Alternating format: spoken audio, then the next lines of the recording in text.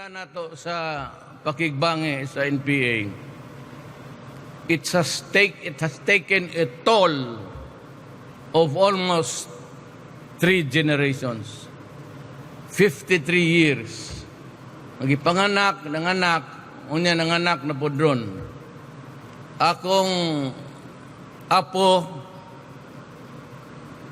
nanganak, ang usa ka apo nako, buntis na pod ang ambot lagi pagkasla sa Masyawa. Pero naanak ko'y apo sa tuhod. Ang unang mga apo nako Maranaw o Tausog. Karon kaning ikaduha,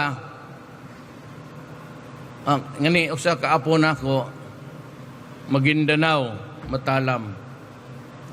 Ang apelyido siyang asawa. So, kompleto na ko.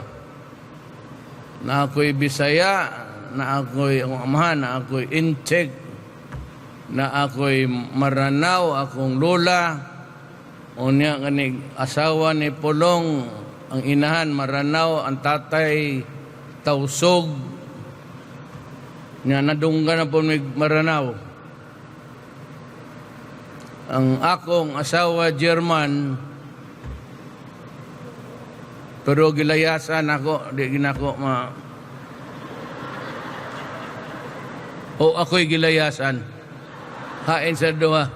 Ang nauna na sagdanan. Kani bang atong istorya bang patapos na ni. Musugot mo sa dili kamong mga NPA, mga komunista. Patapos na gyud mo. Wala mo'y armas, wala mo'y bala, wala mo'y pagkaon, puro nuka, ang inyong ipaabot diha, puro paak sa limatok.